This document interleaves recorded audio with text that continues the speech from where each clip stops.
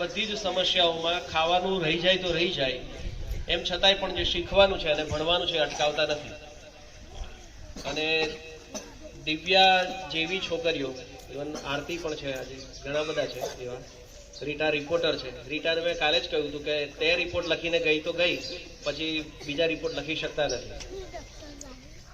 અને આ બધાના જીવન વિશે, એમના ઘર વિશે, એમની સામાજિક આર્થિક આ બધી સ્થિતિઓ વિશે આપણે બધા જાણીએ છીએ. અને એમાં એમ છતાં પણ આવો અભ્યાસ અટકતો નથી. એટલે આપણને એવું લાગે છે કે ભારતનું ભવિષ્ય ઉજળું છે. સવારે વિચાર કરતો હતો કે મારે જો ટૂંકમાં કહેવાનું હોય તો એના આધારે મને જે નાનકડી વાર્તા રામાયણમાંથી જ છે કે રાવણ જ્યારે સીતાજીનું હરણ કરી અને લઈ જતો તો રસ્તામાં એમને જટાયુ મળે છે.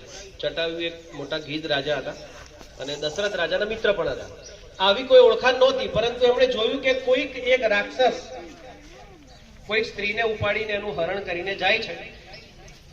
પહેલી નજરે આપણને આવું લાગે ત્યારે આપણો પહેલો વિચાર એવો આવે કે આપણે ઓળખતા પારખતા નહીં, આપણે શું. કોઈ પણ પ્રકારની સમસ્યા આપણને સમાજમાં દેખાય તો પહેલો આપણને પ્રશ્ન એવો થાય કે આપણે શું. પરંતુ આજ વાત બદલાય છે કે જ્યારે મારામાં શક્તિ હોય ત્યારે મારી જેટલી શક્તિ હોય એટલા પ્રમાણમાં મારાથી થાય એટલું કરી લેવું જોઈએ. એટલે જટાયુ એનો વિરોધ કરે છે.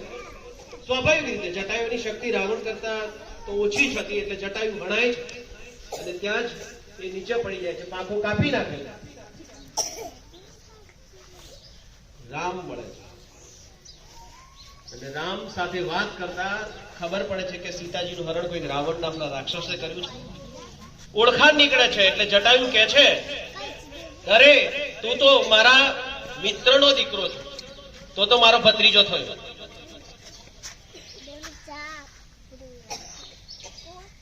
અને પછી જટાયુ રામને કહે છે કે બોલ, તને શું આપું? મારી તો આ વ્યવસ્થા થઈ ગઈ, મારું મૃત્યુ નજીક છે, હું શું કરું તારા માટે? એટલે રામ કહે છે કે હું મારા પિતાના અંતિમ સંસ્કાર નહોતો કરી શક્યો, પણ મારે તમારા અંતિમ સંસ્કાર કરવા છે, એ હક મને આપો.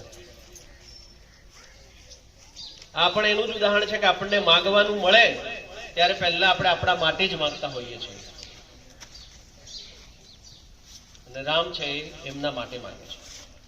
એના પછી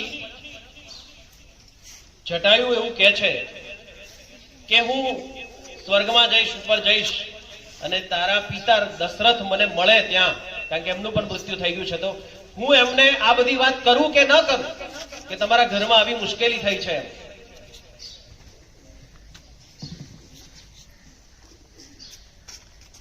જટાયુ રામને પૂછે છે કે હું હવે તો મૃત્યુ પામીશ અને ભગવાનને ઘેર જઈશ અને ત્યાં તારા પિતા દશરથ મને મળે તો મારે તમારા ઘરની આ સમસ્યા કહું કે ન કહું? અને રામનો જે જવાબ છે ને એ આપણા બધાનો જવાબ હોવો જોઈએ. રામ બહુ જ શાંતિથી, શાલીનતાથી કહે છે કે તમે ન કહેતા, તમારે એવું કહેવાની જરૂર નહીં પડે. રામચરિત માનસની જે લીટી છે એ એક્ઝેક્ટ મને બરાબર યાદ નથી, પણ એવું કહે છે કે જો મેં રામ તો કુલ સહિત રાવણ કહી. તમારે કહેવાની જરૂર નથી. જો હું રામ હોઉં અને મારી પત્નીનું હરણ જો કોઈ રાવણે કર્યું હોય તો તમારે કહેવાની જરૂર નહીં પડે. રાવણ મારા પિતાને ત્યાં જઈને કહેશે, કુલ સહિત જઈને કહેશે કે તમારા દીકરાની પત્નીનું હરણ કર્યા પછી મારી આ હાલત થઈ છે. આપણી આજુબાજુ એવા ઘણા રાવણ છે. ગરીબીનો રાવણ છે, ન ભણવા મોકલવાનો રાવણ છે, વ્યસનોનો રાવણ છે, આળસનો રાવણ છે. આવા જેટલા રાવણ છે એ બધા રાવણ ખતમ થઈ જવા જોઈએ આપણા હાથે, કારણ કે આપણે બધા રામ છીએ.